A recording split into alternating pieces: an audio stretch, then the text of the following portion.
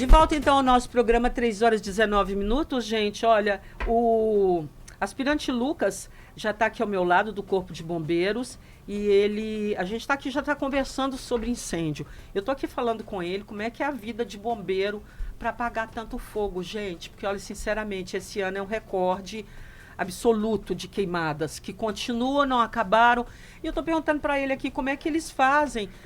Como é que é, né? Porque a máscara, por mais que seja uma boa máscara, eu acho que acaba respirando fumaça. Ainda mais porque todo dia, não é uma coisa que é um dia, esporádico, mês que vem, não. Todo dia, toda hora tem fogo espalhado pela cidade. Boa tarde, aspirante Lucas. Gilene, boa tarde aos ouvintes.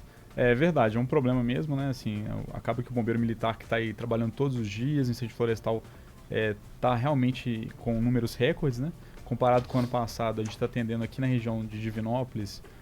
Eu vou falar a região do 10º Batalhão, que é o batalhão aqui de Divinópolis, mas engloba também cidades vizinhas, como Nova Serrana, Oliveira, Pará de Minas, Itaúna. A gente está atendendo quase 60% a mais incêndios esse ano do que ano passado. Mas são quantas pessoas no Corpo de Bombeiros? Aqui no batalhão, no 10º Batalhão, que atende toda essa região que eu acabei de descrever, somos 350 militares, mais ou menos, um pouquinho abaixo que isso. Então, porque eu vi a matéria ontem na televisão pedindo o governo federal, obrigada, Clênia, o governo federal para mandar pelo menos uns 160 bombeiros a mais para eles lá, porque o número de pessoas não está, né, conseguindo resolver, deve estar sobrecarregando para caramba os que estão lá.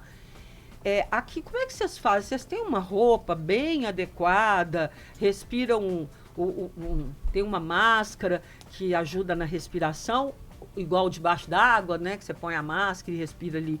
Ou não, ainda não tem esse tipo de equipamento? Bom, para incêndio urbano, que é um incêndio que acontece dentro da cidade, né? Uhum. Por exemplo, uma Uma loja, uma casa. Uhum. Nesse caso, o bombeiro ele usa um equipamento que protege completamente a respiração dele. Então ele vai respirar um ar que está dentro de um cilindro, como se ele estivesse mergulhando mesmo, entendeu?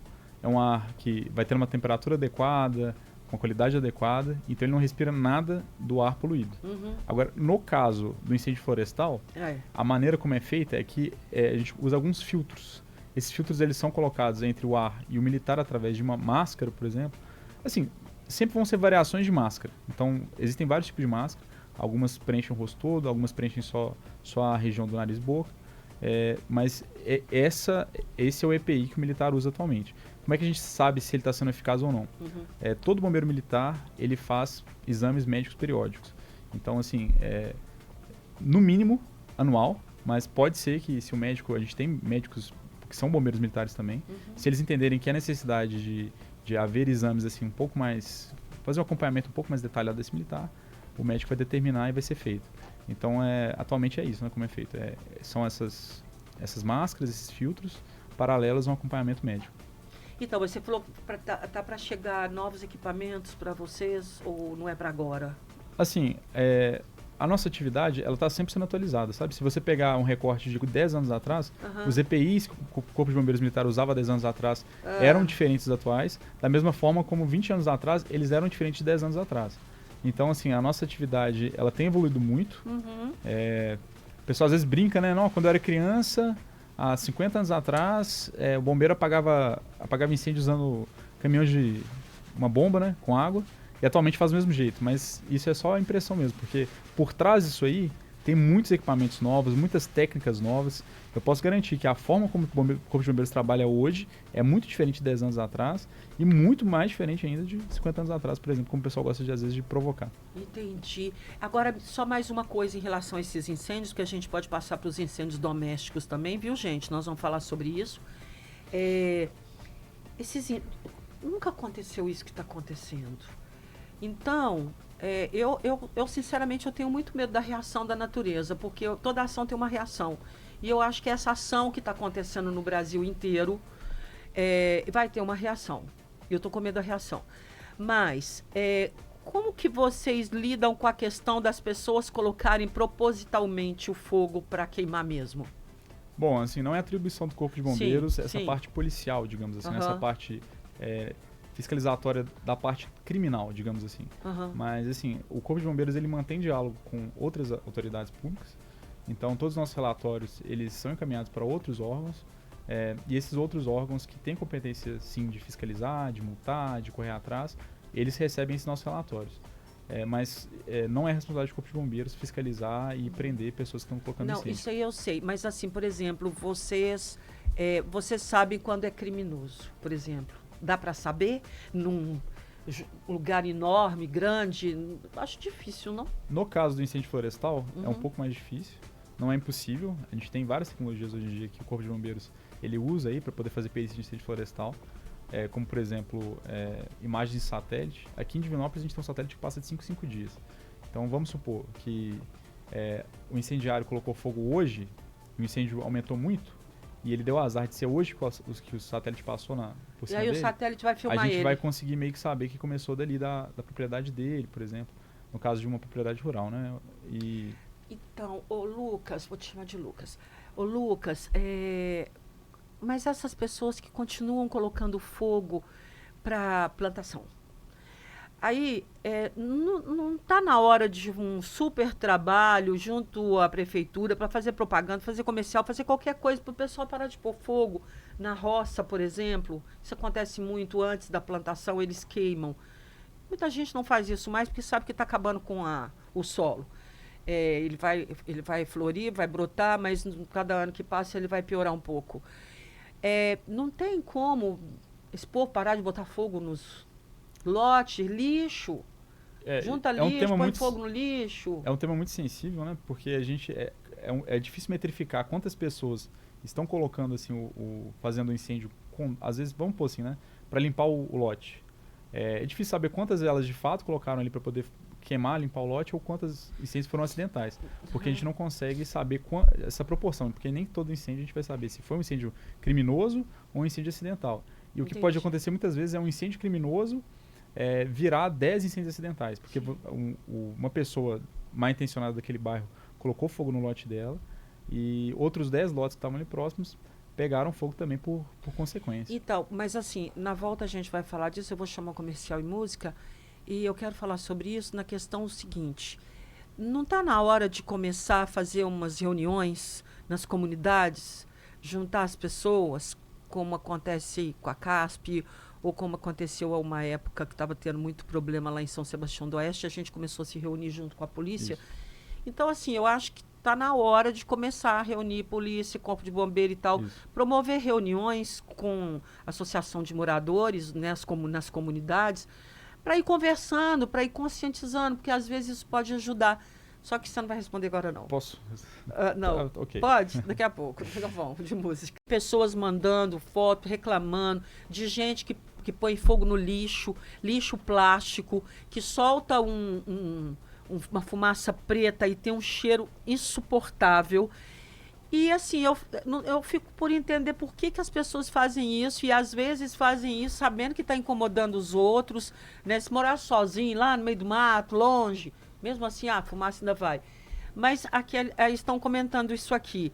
E aí, eu te perguntei se não seria interessante reuniões com moradores de comunidades para que as pessoas começassem a ficar mais até a comunidade, nem a comunidade aqui, acho que a gente tem que falar até dos bairros pelo jeito, porque talvez essas reuniões elas surtam algum tipo de efeito, não sei, o que você acha? Bom, respondendo aqui a pergunta, né? Sem sombra de dúvidas, a sua observação está correta. Mas assim, só trazer para todo mundo ter ciência o que o bombeiro já faz. Então, assim, há muitos anos já o bombeiro ele prioriza a prevenção em detrimento ao combate do incêndio florestal.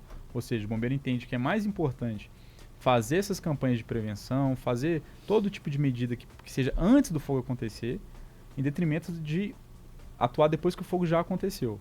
Então, hoje a gente tem diversas campanhas de educação ambiental.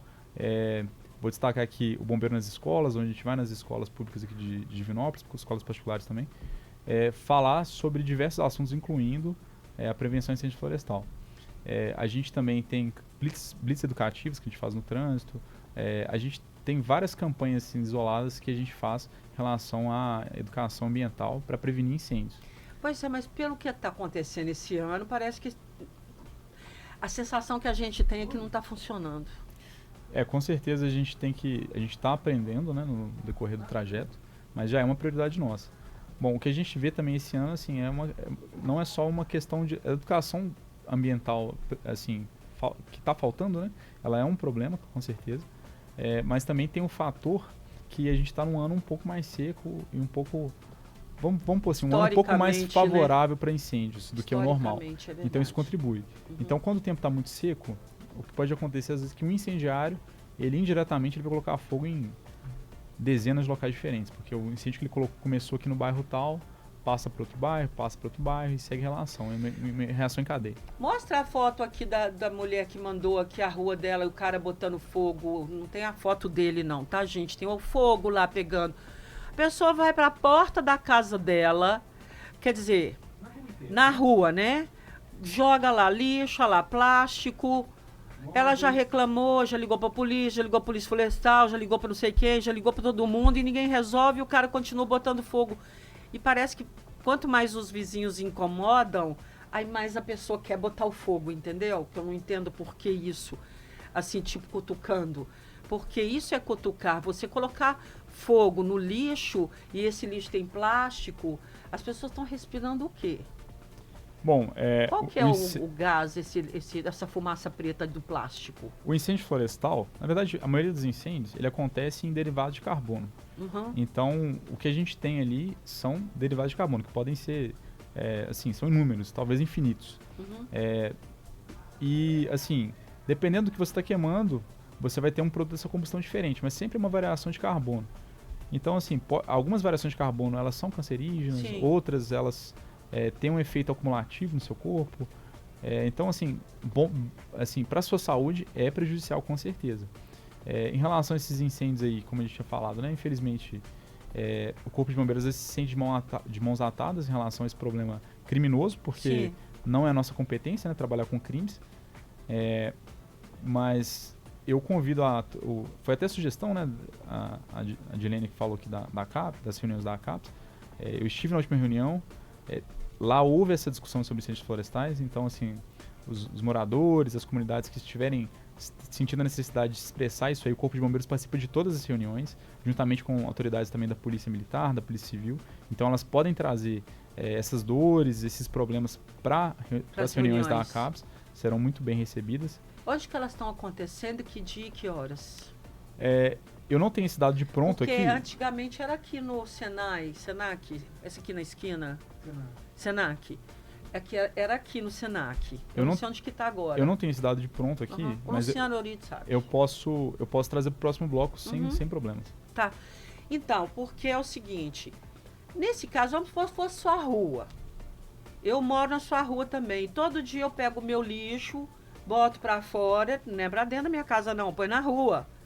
E aí boto fogo no lixo e fica aquele trem queimando o dia inteiro, aquele cheiro de... O que você faria? Você, se fosse, você morasse lá. Bom, colocar fogo no lixo, colocar fogo independente do que for, é um crime ambiental. E como isso acontece? Em casos onde exista flagrante, por exemplo, meu vizinho está na rua ali, eu estou vendo ele colocando fogo, ele está lá incendiando, se eu chamar uma viatura da Polícia Militar, a Polícia Militar vai ter autonomia para agir.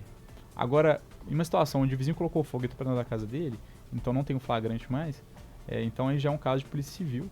Então a pessoa ela tem que procurar a polícia civil para poder registrar, para que a polícia civil consiga fazer uma investigação e tá criando sanções para essa pessoa que está incendiando ali. E essa denúncia na polícia civil também é anônima ou o nome dela vai aparecer? Porque o povo tem medo, porque um louco fica botando fogo, às vezes até de propósito para incomodar. Aí, se você chama a polícia para essa pessoa vai querer te cutucar mais ainda. Eu entendo assim que dá um pouco de medo, sabe? Existe a opção de ligar 181, que é o disque de denúncia onde é anônimo, mas eu acredito que você tenha mais materialidade ao ser testemunha também do seu vizinho que está colocando fogo, sabe?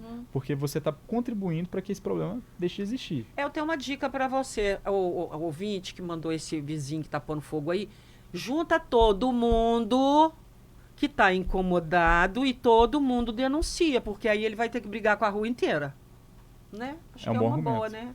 Sim, com Ou, certeza. ou vai denunciar na Polícia Civil também, participar das reuniões da CASP. E outra coisa que você pode fazer é procurar a Defensoria do Meio Ambiente. Isso pode te ajudar também, né? Vamos parar um pouquinho, daqui a pouco a gente volta. E aí a gente vai falar de incêndio doméstico, viu, gente? Tem muita casa e muita coisa pegando fogo. Pois é. Mas é porque hoje a gente tá meio agarrado, mas outro dia vai dar certo. Aí se o pessoal chegar mais tarde também não tem problema, não. Até por causa desse horário que a gente marcou, que é um horário bom. Uhum. Que aí a gente pode ir embora, entendeu? Sim. Então, gente, continua aqui conversando com o aspirante Lucas do Corpo de Bombeiros, que em breve vai ser tenente, né? Em breve. Dezembro. Dezembro, agora já? Isso. Quero fotos eu quero fotos da formatura. Parece rápido, mas é um processo de 3 anos e meio. Não, eu tô na com gente... 3 anos e É. 2 meses nessa Mas o que jornada, que 3 muda meses você de virando jornada. tenente? Bom, o aspirantado no meio militar é como se fosse um período de estágio, digamos assim. Então você faz um curso para se tornar oficial. Eu já encerrei esse curso, então é como se eu estivesse no estágio probatório, digamos assim. E encerrado esse estágio, eu viro tenente e assumo uma posição de tenente, né? Atualmente eu vou comandar um pelotão aqui da região de Divinópolis. Ainda não está definido qual pelotão é, mas vai ser um dos pelotões aqui das cidades vizinhas aqui. Que legal, que bacana. Você vai comandar o pelotão. Olha, vamos passar aqui para o incêndio doméstico. Só responder um ouvinte que perguntou sobre escada Magiros. A gente, não sei se o Clender já te respondeu. Não existe mais essa escada, gente. Essa escada já era. Hoje é outra coisa que eles usam. Não tem mais escada Magiros, tá? Mas não vai dar tempo de falar sobre essa nova escada. Então, na próxima entrevista, que a gente já está marcando aqui para o dia 14 de outubro, às 4 horas, a gente pode fazer essas perguntas aqui, tá? De incêndio em prédio e tal. Incêndio doméstico, muitos em Divinópolis? Incêndio de residência, como a gente fala, né? Assim, existe um número considerável de incêndios em residência. Mas esse ano parece que teve mais, ou é a impressão? Olha, eu não tenho essa estatística de pronto, tá. mas não veio à tona essa demanda, assim. Então, acredito que há sempre um crescimento natural, porque as cidades, como elas crescem, Sim. então a população de Divinópolis hoje ela é um pouco superior à população de Divinópolis há 5 anos atrás, há 10 anos atrás, então é natural que o número de ocorrências ele cresça também. Mas, assim, entrando um pouco nesse universo doméstico, eu gostaria de falar de acidentes domésticos, né? Então, mas só uma pergunta assim, não sei se dá para responder, mas o que mais causa acidente doméstico? Tá, vamos lá. Eu posso dizer que o principal é queda. Queda? Principalmente queda da própria altura de idosos, né? E crianças também. Crianças, geralmente, a queda da própria altura da criança não gera um ferimento tão grave, mas a gente tem outro tipo de queda que envolve criança, né? Porque criança, se você deixar, ela sobe no telhado e é isso aí. Sobe, eu Isso. subia. Mas é só pra gente não perder Eu adorava ficar em cima do telhado. Só pra gente não perder o fio aqui do incêndio que você Então. perguntou, eu só queria dizer o seguinte, eu ia puxar para esse lado, que hoje o número que a gente tem é que das queimaduras, 42% das queimaduras, é claro que, como a gente está falando de acidente doméstico aqui, vão ser principalmente em crianças, né? Mas 42% delas tem a ver com cocção. Por exemplo, o pai está cozinhando ali um macarrão, deixa o cabo da panela virado para fora, a criancinha vem, puxa e queima a criança. Então 42% das vítimas de queimadura aqui no Brasil, elas são por líquidos quentes, tipo assim, panela no fogo, feijão, macarrão, arroz. E incêndio e fogo é menos de 17%. Então, assim, é mais do que o dobro, né? Acidente doméstico, esses acidentes envolvendo panela quente, líquido quente, eles são mais do que o dobro do que os incêndios, do que os fogos, né? Tipo, explosão de panela de pressão. Olha, elas em tese, elas não explodem. Se elas explodirem, em tese não. Mas assim, a gente sabe que às vezes por um problema de engenharia, por um problema ali do aparelho, ele pode vir a acontecer isso. Aí o que acontece é que você tem uma abertura forçada ali da parte superior dela e tipo como se fosse um espirramento da tampa, que pode machucar as pessoas e tudo mais. Mas toda panela de pressão ela tem uma válvula de escape ali, quando ela está soprando, né, é justamente para aliviar a pressão interna dela. Então, quando acontece por algum motivo daquela válvula estragar, aí sim você pode ter um problema ali que pode vir a acontecer esse fenômeno que eu expliquei, né, que é você tem a parte superior dela largando e a tampa sendo É como se fosse uma explosão mesmo, né? Sim. Mas isso aí vem do fato da válvula estar estragada. Se sua panela de pressão ela tem uma válvula funcionando, sua panela de pressão não vai explodir, pode ficar despreocupado. Se começar a pegar fogo na casa da pessoa, como apagar? Se ainda dá tempo, sei lá. Vamos lá, o incêndio ele acontece. Eu nunca devo ele fazer começa nada. de várias formas, né? Uhum. Geralmente na casa das pessoas, o principal local onde começa os incêndios é na cozinha. Então vamos supor, o que mais acontece geralmente tem a ver com gorduras, com frituras. Então você colocou uma frigideira ali fritando batata, esqueceu. O que vai acontecer com aquele óleo ali é que ele vai se incendiar. Sim. Aí as pessoas cometem um erro muito comum. Jogar água. Jogar água, exatamente. Então a gente tem uns treinamentos que a gente faz. Talvez na próxima vez que a gente voltar aqui, a gente pode até trazer uns vídeos interessantes, os treinamentos que a gente faz. Legal. Para mostrar o que acontece. Então, nessa situação específica, a água não vai ser eficaz para poder apagar um incêndio. Então, o que deve ser feito é você pegar um pano, umedecer esse pano, secar bem ele, deixar ele só aquele geladinho, não é para deixar ele molhado, e tampar a panela com óleo para poder debelar o fogo ali. E nós dá certo? Dá certo, é bem tranquilo. Ai, eu acho que não faria isso não, eu tenho medo. Dá medo, mas funciona. É muito pior você jogar água, porque se você às vezes jogar um copo d'água ali, você pode pôr fogo na sua casa inteira.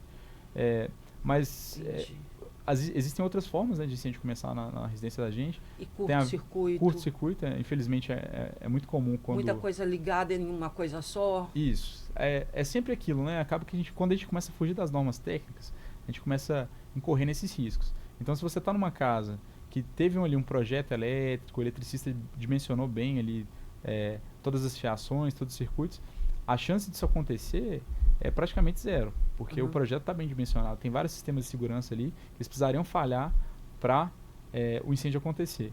Mas o que infelizmente acontece, às vezes a gente tenta dar aquela economizada, né? Tem aquele cara ali que faz tudo. Talvez esse cara está colocando sua vida em risco, porque a instalação elétrica é uma coisa muito séria, Sim. Pode causar incêndio, causa muitos incêndios. Então a gente precisa ter consciência que é um risco para nossa vida, para a vida de quem a gente ama.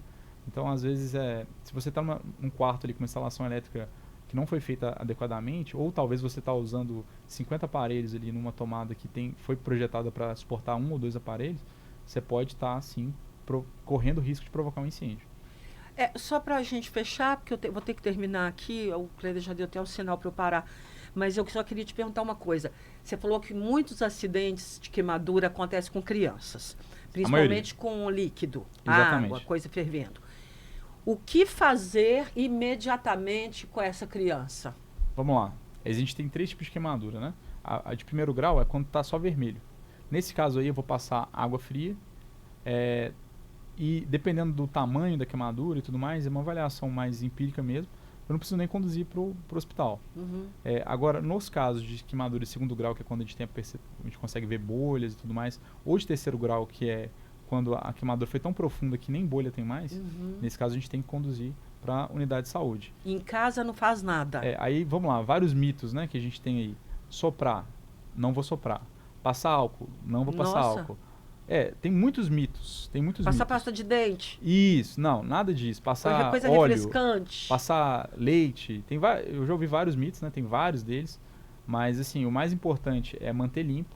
Por exemplo, no caso de adulto, assim, que eu costumo usar anel, brinco e tudo mais, a gente costuma ter um inchaço pós-queimadura. Então, se eu estou usando um anel, queimei minha mão, meu dedo vai inchar. E meu anel vai ficar preso, vai doer muito. Então, o que eu faço? Queimei minha mão, estou de anel, vou tirar esse anel imediatamente. Por quê? Porque se eu não fizer isso, meu dedo vai inchar e meu anel vai começar a comprimir meu dedo com muita força. Então, assim, é importante relembrar de tirar tudo isso.